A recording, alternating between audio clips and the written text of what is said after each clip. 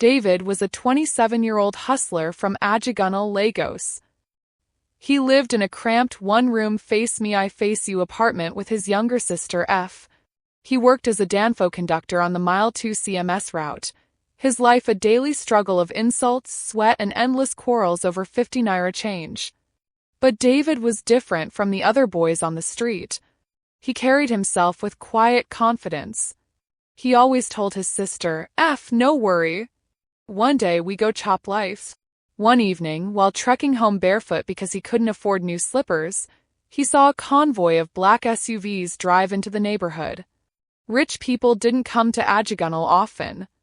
The vehicles looked like they belonged to another planet. As the convoy stopped, curious children gathered. David watched silently, jealousy burning in his chest. From the back seat of one of the SUVs stepped a tall, dark-skinned man in a crisp agbada that looked like money itself. His name was Tund Akinwale, a ruthless Lagos property developer. Tonight, his Lexus had broken down in Ajagunal. His drivers and mechanics were clueless. David, bold as always, pushed through the crowd. "Oga, make I check am? Ide sabi motor small." The guards almost shoved him away, but Tund raised his hand. "Let him try." David bent under the hood, twisted a few wires, hit the starter, and the engine roared back to life. Crowd clapped. Tund looked at him, impressed. "What's your name?" "David, sir." Tund pulled out a thick bundle of 1,000 naira notes and dropped it in his hand. David almost collapsed. That night he couldn't sleep. 2 days later, one of Tund's boys came looking for David. He was invited to the man's mansion in Ikoyi. David couldn't believe his eyes. Marble floors, chandeliers, swimming pools. He had only seen such things in Nollywood films. Tund sat in a massive living room, sipping Hennessy. He studied David from head to toe. "You're sharp. I like sharp boys. How would you like to work for me?" David swallowed hard. "How much, sir?" 500,000 a month. Plus allowance.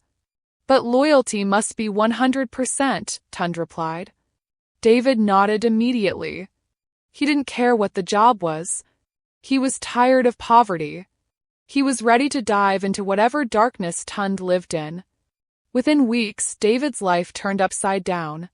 He moved from shouting, "Oshidi, enter with your change," to wearing Italian suits and driving a black Prado Jeep.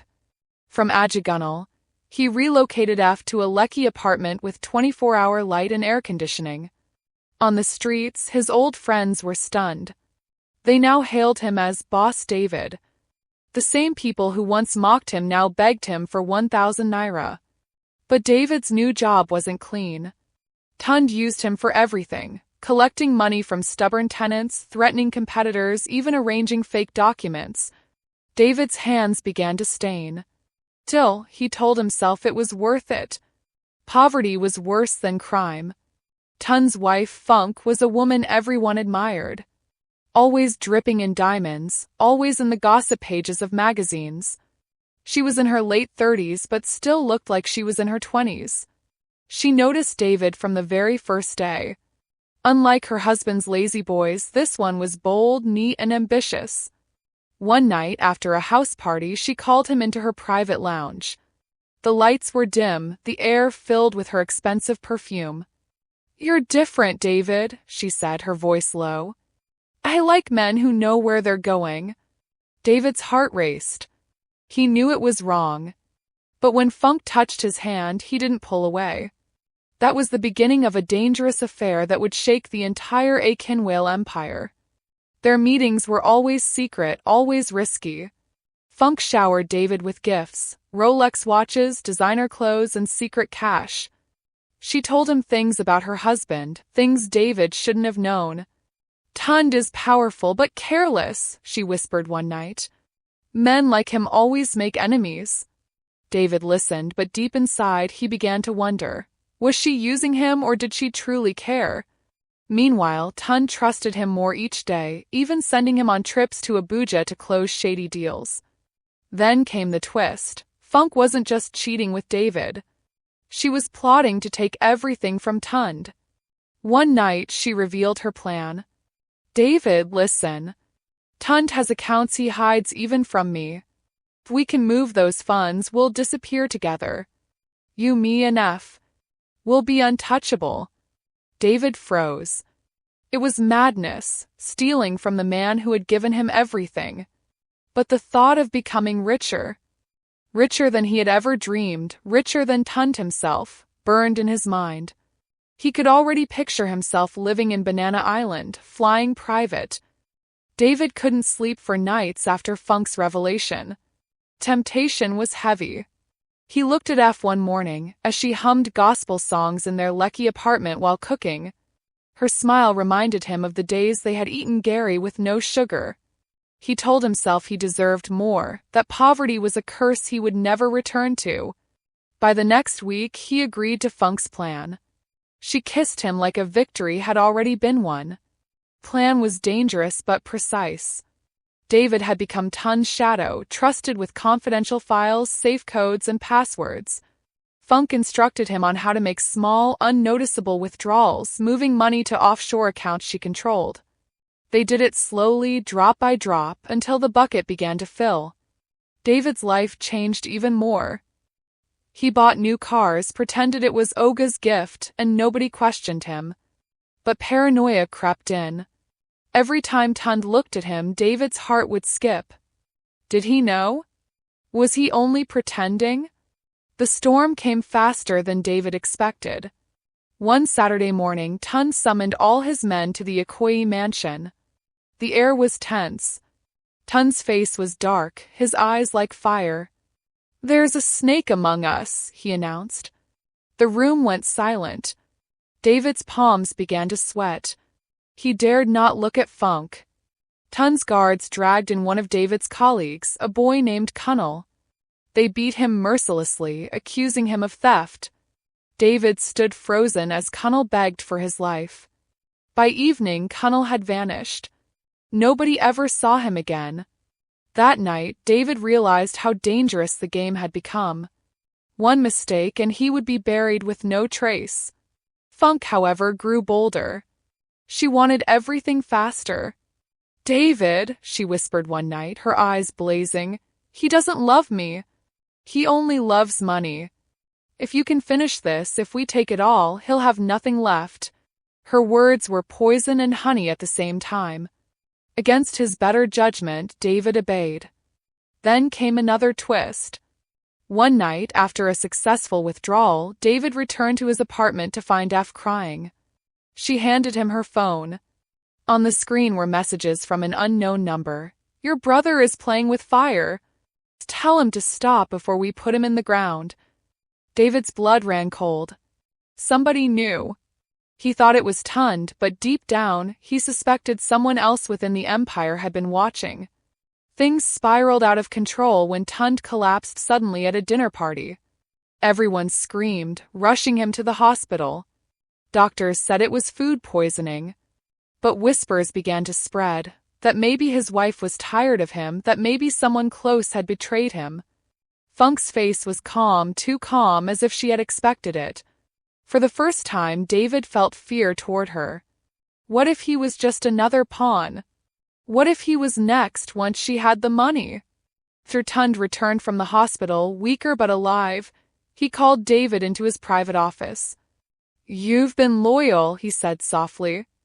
"But remember, betrayal is the one thing I don't forgive.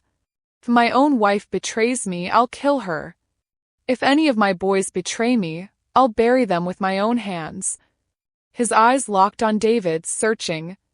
David forced a smile, his heart thundering in his chest. That night, he couldn't touch Funk. He lay awake, thinking of Kunnel, thinking of F, thinking of the abyss he had stepped into. But the final blow came from where he least expected. One evening, F returned home pale and trembling. "Brother, I can't keep quiet again," she said. "Auntie Funk came to see me. She said if you don't finish the plan, she'll make sure you disappear. She wants me to convince you." David's jaw dropped. Funk had threatened his own sister to push him deeper into the trap.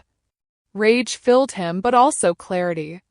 He realized she didn't love him, she only loved money. The next day, David made his move. He secretly arranged a meeting with Tun's rival, a businessman named Sei who had always envied Tun's empire. David gave him information not because he wanted to help Sei, but because he needed protection. He traded secrets for safety, playing both sides in a game where one wrong move could end him. Soon, war broke out between Tun and Sei's camps. Properties were burned, deals collapsed, and Tun's once iron grip on Lagos began to weaken. Through it all, David pretended to be loyal while Funk pressured him daily. But in the chaos, Tun uncovered a shocking truth: his wife's secret accounts. He confronted her in front of David, slapping her across the face. "So, this is who you are," he roared. Funk screamed, blaming David, saying he was the mastermind. Guards turned toward him instantly. In seconds, David's world crashed. Funk betrayed him to save herself. Tun's men dragged David out, beating him until blood filled his mouth. He thought it was the end. But Funk made a mistake. She ran off to access the stolen accounts, only to discover they had been emptied. The money was gone. David had moved it long before. He had anticipated betrayal, both from her and Tun. In the hospital bed where he recovered, he smiled faintly. Tun thought he was finished. Funk thought he was ruined, but neither knew David had secured his future. With help from Sei, he quietly relocated F to Ghana. A new identity, a new life, and billions hidden where no one could touch them. Months later, Funk was found dead in a hotel room under mysterious circumstances. Some said Tun ordered it. Some said Sei did. Nobody knew. Tun himself grew weaker, his empire shrinking. He had trusted the wrong people, and greed had destroyed him. But David? David became a ghost. Rumors spread that the conductor boy from Ajigunal now lived in Dubai, then London, then South Africa.